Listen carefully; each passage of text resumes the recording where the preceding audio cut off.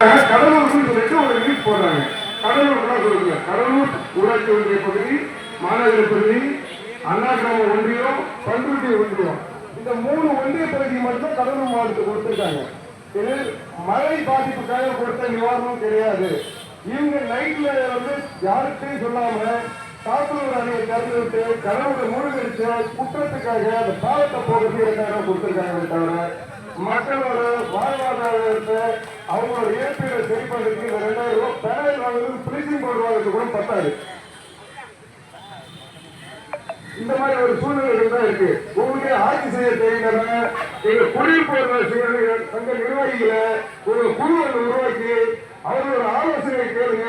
அடுத்த 2025ஆம் ஆண்டு கடலூர்ல கெடுதல் ஆறுதலா இருக்கட்டும், இல்ல தென்பெண்ணை ஆற்றோட வெள்ளமா இருக்கட்டும், பாதிப்பு ஏற்படுத்தாது. ஒரு சில கருத்துக்களை ஒரு 2 நிமிஷம் சொல்லிடுறேன். கம்மிமேட்டில் ஒரு 45-50 ஆண்டுகளை வந்து ஒரு குப்பமேடு அந்த பகுதியை கூட்டுதான் என்ன சொல்லுவோம், குப்பை கிடங்கு. அதோட பாதிப்பு வந்து அளவுக்கு அதிகமா இருந்தது.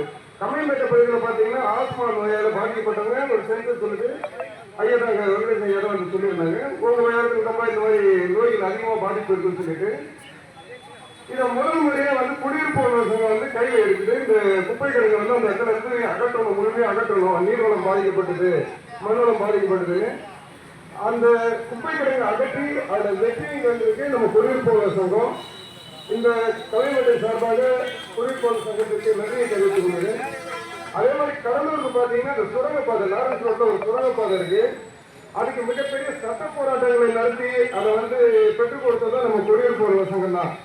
இது போன்று பல போராட்டங்களை நடத்தி கடலூருக்கு நன்மை செய்து வரும் இந்த குடியிருப்பு சங்கம் பண்ணை ஆற்றங்கரையை கையில் எடுத்திருக்கு. கண்டிப்பா இதுல சாதிச்சு கடலூர் மக்களை காப்பாற்றுவார்கள் என்று வாழ்த்து நன்றி கூறி